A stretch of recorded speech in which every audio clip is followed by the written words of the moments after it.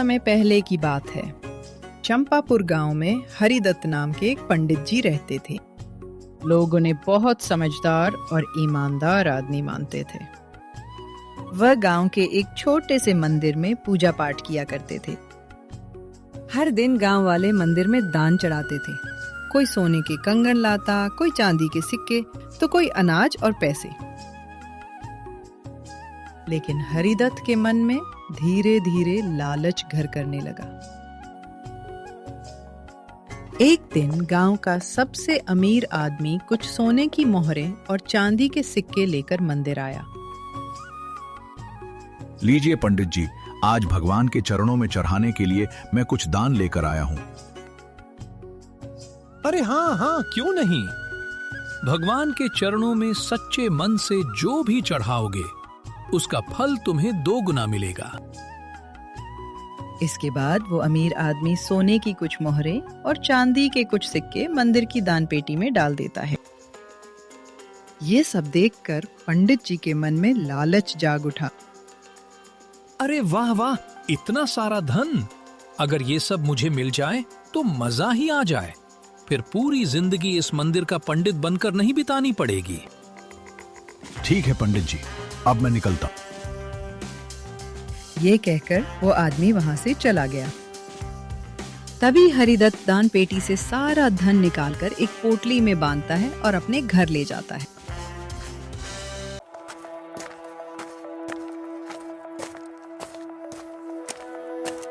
अरे आज आप मंदिर से इतनी जल्दी घर आ गए, और ये आप क्या लेकर आए हैं जी? अरे अरे सावित्री, जरा देखो तो, आज मैं अपने लिए कितना सारा सोना चांदी लेकर आया हूँ। अब देखना सावित्री, हम मजे से अपनी जिंदगी बिताएंगे। देखो देखो, तुम भी जरा देखो, कितना सारा धन है ये। अब इस जगह पर रहना ठीक नहीं है। चलो कहीं और चलकर नई जिंदगी शुरू करते हैं। आप ये क्या कह रहे हैं? आखिर हम जाएंगे कहाँ? मुझे तो कुछ भी समझ नहीं आ रहा। लगता है आप मुझसे कुछ छुपा रहे हैं। ये सारा धन आप कहाँ से लाए हैं? मुझे कुछ भी ठीक नहीं लग रहा। ज्यादा सवाल मत करो सावित्री, जो कह रहा हूं वही करो। हमें अभी यहां से जाना होगा। कुछ दूर चलने पर वे दोनों घने जंगल में पहुंचे और वहीं उन्हें एक छोटी सी झोपड़ी नजर आई। सामने वो झोपड़ी दिख रही है सावित्री। आज की रात वहीं गुजार लेते हैं, फिर सुबह होते ही यहां से चले जाएंगे। ठीक है जी, जैसा आपको ठीक लगे। जैसे ही वे झोपड़ी के अंदर पहुंचे, एक कोने में बिखरी जानवरों की हड्डियां नजर आईं। यह दृश्य देखकर सावित्री घबरा उठी। सुनिए जी, मुझे ये झोपड़ी कुछ ठीक नहीं लग रही। देखिए ना, यहाँ जानवरों की हड्डियां भी पड़ी हैं। चलिए यहाँ से कहीं और चलते हैं। इतनी रात में बाहर जाना ठीक नहीं है सावित्री। हमारा सारा धन भी साथ है। आज यहीं रुकना बेहतर होगा। ठीक है, जैसा आप चाहें। मेरी बात तो आप वैसे भी कहाँ मानते हैं। इसके बाद वे दोनों उसी झोपड़ी में सो गए। अचानक झोपड़ी के बाहर से भारी कदमों की आवाज आई और तभी एक डरावना नरभक्षी सामने आ गया। उसके हाथ में खून से सना जानवर का मांस था। अरे वाह, आज तो पेट भर कर खाना खा लिया। तभी उसे झोपड़ी के अंदर से किसी के सोने की आवाज सुनाई देती। अरे ये कैसी आवाज आ रही है? कौन है वहाँ? तभी वो देखता है कि झोपड़ी के अंदर पंडित और उसकी पत्नी गहरी नींद में सो रहे होते हैं। कितने दिनों बाद इंसानी शिकार मिला है आज। अचानक उनकी आंख खुलती है और सामने खड़े भयानक नरभक्षी को देखकर दोनों के होश उड़ जाते हैं। मैं आज तुम दोनों को खा जाऊंगा। मैं एक खूंखार नरभक्षी हूँ। बहुत दिनों हो गए हैं मुझे इंसानी मांस खाए हुए, और मुझे इंसान का मांस खाने में बहुत मजा आता है। हमसे गलती हो गई, हम पर दया करो। हमें नहीं पता था कि ये तुम्हारी झोपड़ी है। हम तो बस एक रात रुकने आए थे। वैसे भी हम शाकाहारी हैं। हमें खाकर तुम्हें कोई मजा नहीं आएगा। क्या कहा? तुम दोनों शाकाहारी हो? तुम्हें खाने में तो मुझे सच में कोई मजा नहीं आएगा। मैं तुम दोनों को नहीं खाऊंगा, लेकिन बदले में तुम्हें जंगल से मेरे लिए जानवर का मांस लाना होगा। जाओ, जल्दी जाओ और मेरे लिए मांस लेकर आओ ताकि मेरी भूख शांत हो सके। बस हमें छोड़ दो, हम तुरंत जंगल से मांस लेकर आते हैं। नहीं, तुम दोनों नहीं जाओगे, तुम अकेले जाओगे। अगर तुम जंगल से मांस लेकर वापस नहीं आए तो तुम्हारी पत्नी मेरे साथ इसी झोपड़ी में रहेगी, और अगर तुम जल्दी से मेरे लिए जानवर का मांस नहीं लाए तो मैं तुम्हारी पत्नी को खा जाऊंगा। समझ गए? अब जाओ यहां से। नहीं नहीं, मेरी पत्नी को मत खाना। मैं अभी जंगल से किसी जानवर का मांस लेकर आता हूँ, बस आप उसे कुछ मत करना। मैंने तो पहले ही कहा था कि ये झोपड़ी मुझे ठीक नहीं लग रही है, लेकिन आपके धन के लालच ने हमें इतनी बड़ी मुसीबत में डाल दिया। अब जल्दी जाइए और उस नरभक्षी के लिए किसी जानवर का मांस लेकर आइए, वरना ये नरभक्षी मुझे खा जाएगा। नहीं नहीं सावित्री, तुम चिंता मत करो, मैं जल्दी ही किसी जानवर का मांस लेकर वापस आ जाऊंगा। ये कहकर हरिदत्त जंगल में मांस ढूंढने निकल पड़ता है। कुछ दूर जाने पर उसे एक मरा हुआ जानवर दिखाई देता है। उसके ऊपर चील और कौवे मंडरा रहे थे और उसे नोच रहे थे। अरे अरे, यहाँ तो एक जानवर मरा पड़ा है। मैं इसी को उस नरभक्षी के पास लेकर जाता हूँ। इसके बाद वह उस जानवर को अपने हाथों में उठाकर नरभक्षी की झोपड़ी की ओर लौट आता है। जैसे ही हरिदत्त झोपड़ी के पास पहुंचा, उसका दिल दहल गया। सावित्री जमीन पर पड़ी थी और नरभक्षी बेरहमी से उसे खा रहा था। यह दृश्य देखकर हरिदत्त सन्न रह जाता है और जोर जोर से रोने लगता है। हाय हाय, ये नरभक्षी, तूने ये क्या कर दिया? तूने मेरी पत्नी को मार डाला। मैं तो तेरे लिए जानवर का मांस लेकर आया था, लेकिन तुझसे इतना भी सब्र नहीं हुआ कि तूने मेरी पत्नी को ही मार डाला। तुम्हें आने में इतनी देर क्यों लग गई? मुझसे भूख सहन नहीं हुई, इसलिए मैंने तुम्हारी पत्नी को ही खा लिया। ये मैंने क्या कर दिया? मुझे माफ कर देना सावित्री, मैं तुम्हारी जान नहीं बचा पाया। अगर मैंने मंदिर से धन नहीं चुराया होता तो हम यहाँ इस जंगल में भी नहीं आते। मेरे लालच ने मुझसे ये क्या करवा दिया। सब मेरी ही गलती है। बस अब पेट भर गया, अब चैन से सोता हूं। इसके बाद वह नरभक्षी अपनी झोपड़ी में सो जाता है और हरिदत्त अपनी पत्नी की हड्डियां उठाकर रोता हुआ जंगल की ओर चल पड़ता है। गहरे जंगल में पहुंचकर वह एक बड़े पेड़ के नीचे बैठ जाता है और जोर जोर से रोने लगता है। मुझे माफ कर देना सावित्री, मेरे लालच ने तुम्हारी ये हालत कर दी। मुझे बहुत पछतावा हो रहा है। भगवान, मुझे माफ कर देना। तभी उसे रोता देख पेड़ पर बैठे एक गिद्ध की आवाज आती है। क्या हुआ तुम्हें? तुम क्यों रो रहे हो? ये मेरे सोने का वक्त है, लेकिन तुम मेरी नींद में खलल डाल रहे हो।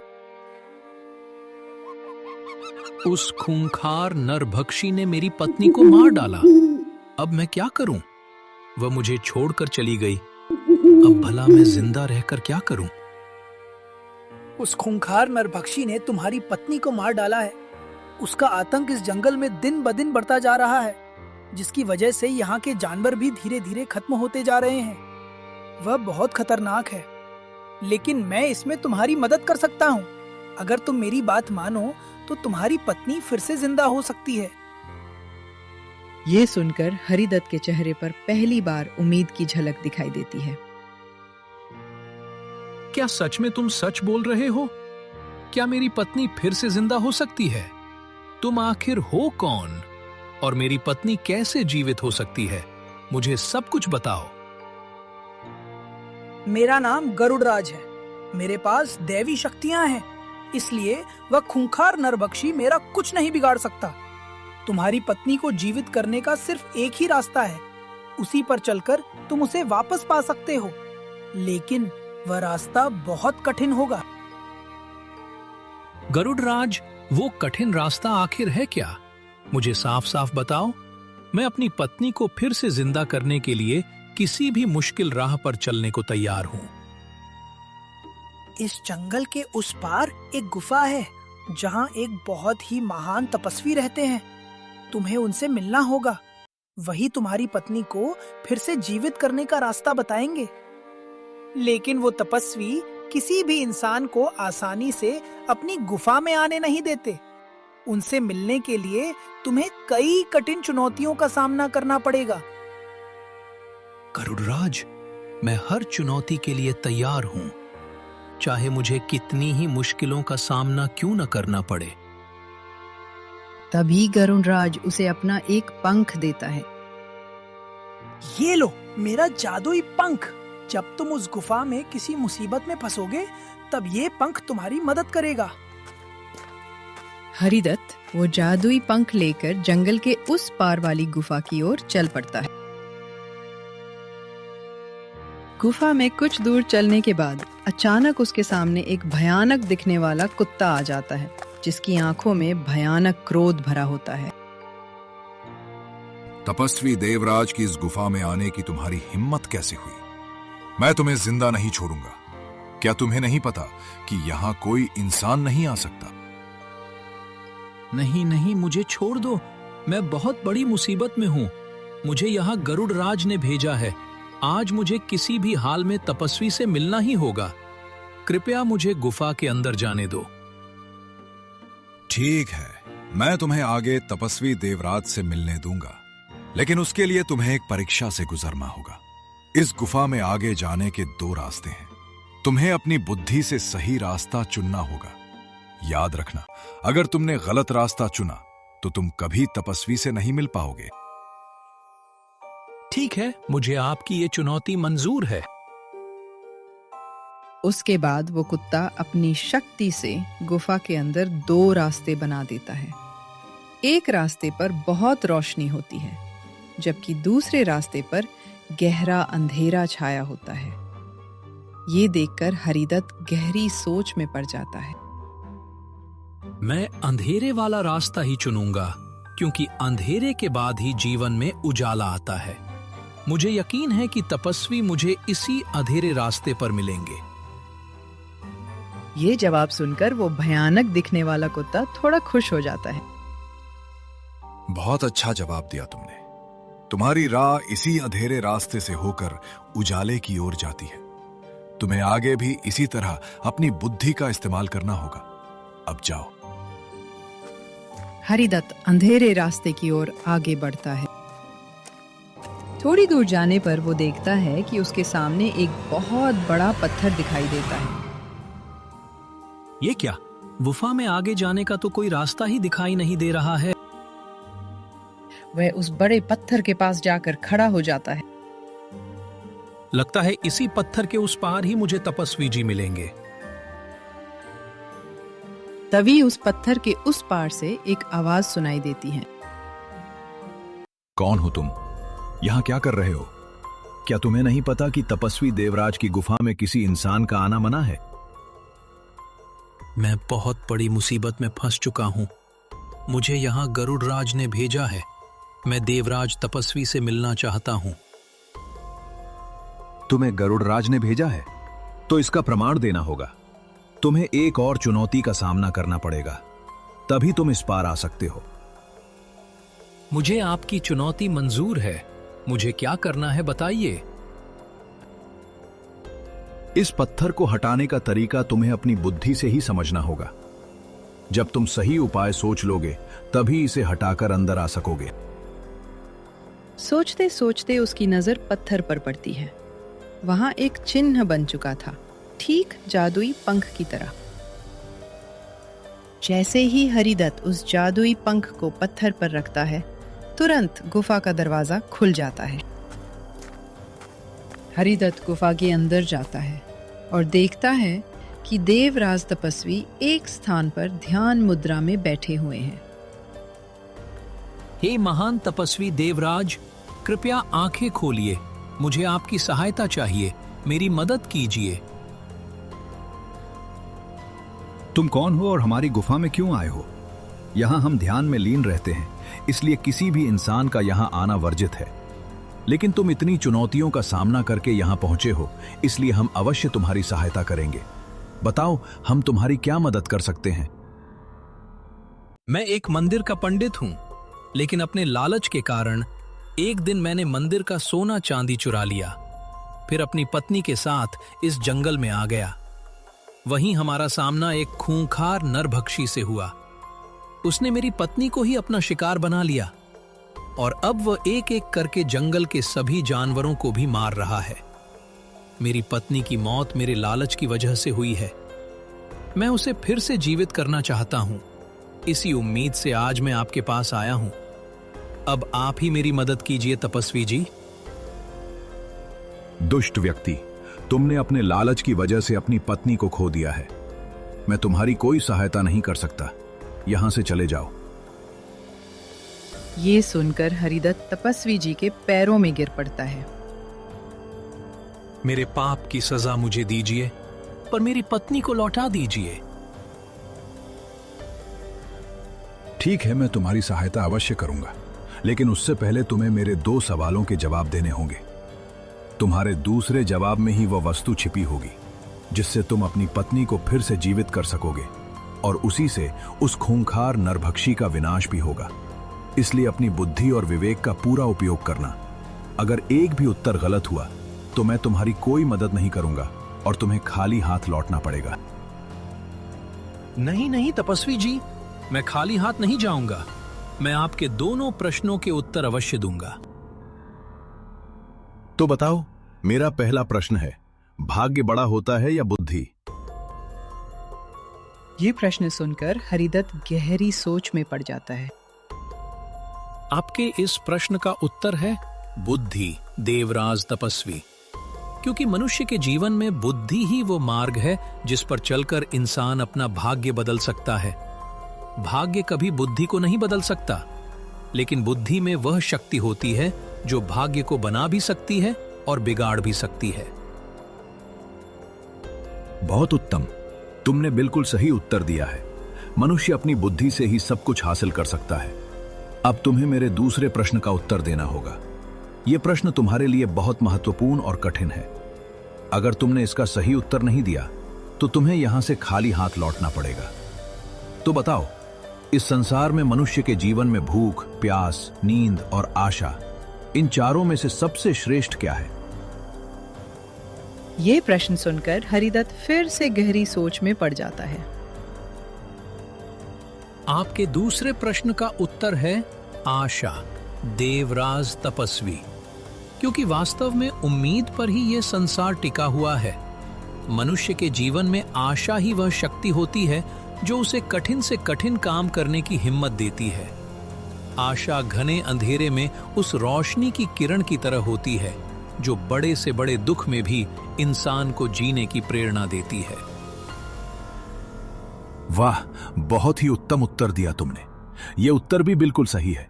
तुम्हारी बुद्धि ने मुझे बहुत प्रभावित किया है, इसलिए मैं अवश्य तुम्हारी सहायता करूंगा।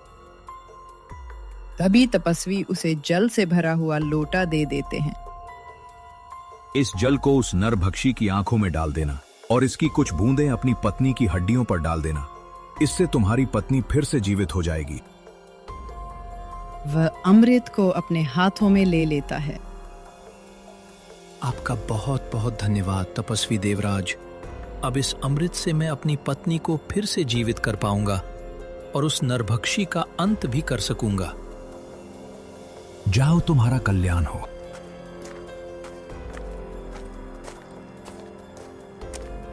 जैसे ही हरिदत्त जंगल में पहुंचा, सामने वही खूंखार नरभक्षी खड़ा था। उसकी नजर सीधे अमृत के लोटे पर पड़ गई। अच्छा, तो तू उस तपस्वी देवराज के पास गया था। जरूर उसने ही तुझे मेरे अंत का रास्ता बताया होगा, लेकिन मैं ऐसा नहीं होने दूंगा। मैं तेरे सामने ही नहीं आऊंगा तो तू मेरी आंखों में अमृत भी नहीं डाल पाएगा। और सुन, मैं तुझे जिंदा नहीं छोड़ूंगा, मैं तुझे भी खा जाऊंगा। तभी नरभक्षी हरिदत्त को पकड़ लेता है। उसी पल पेड़ पर बैठे गरुड़राज झपट्टा मारकर उस खूंखार नरभक्षी पर टूट पड़ते हैं। गरुड़राज के अचानक हमले से घबराकर नरभक्षी हरिदत्त को छोड़ देता है। ये तुमने अच्छा नहीं किया गरुड़, मैं तुम्हें भी जिंदा नहीं छोड़ूंगा। आज मैं तुम दोनों को खाकर ही अपनी भूख मिटाऊंगा। तभी अचानक हरिदत्त अपने हाथ में मौजूद अमृत को नरभक्षी की आंखों में डाल देता है। अमृत पड़ते ही वो नरभक्षी जोर जोर से चिल्लाने लगता है। नहीं, ये क्या किया तुमने? और देखते ही देखते वो नरभक्षी गायब हो जाता है। ये दृश्य देखकर हरिदत्त और गरुड़राज की आंखों में खुशी झलक उठती है। तुमने नरभक्षी का अंत कर दिया है। सच में तुम बहुत बहादुर निकले। अब जाओ, इस अमृत को अपनी पत्नी की हड्डियों पर डाल दो और उसे फिर से जीवित कर दो।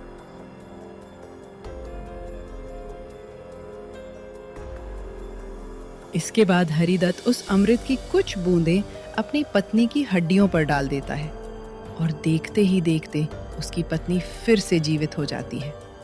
ये चमत्कार देखकर हरिदत्त की आंखों में खुशी के आंसू आ जाते हैं। आखिर तुम फिर से जिंदा हो गई सावित्री, मुझे बहुत खुशी हो रही है। लेकिन ये सब कैसे हुआ जी? मुझे तो उस खूंखार नरभक्षी ने मार डाला था, फिर मैं जिंदा कैसे हो गई? इसके बाद हरिदत्त अपनी पत्नी को सारी बात बता देता है। आप तो सच में बहुत बहादुर इंसान निकले जी। आज तुम्हारी वजह से इस जंगल को उस नरभक्षी से मुक्ति मिली है। धन्यवाद। गरुड़राज, आपका भी बहुत बहुत धन्यवाद। आपके बिना ये सब संभव नहीं था।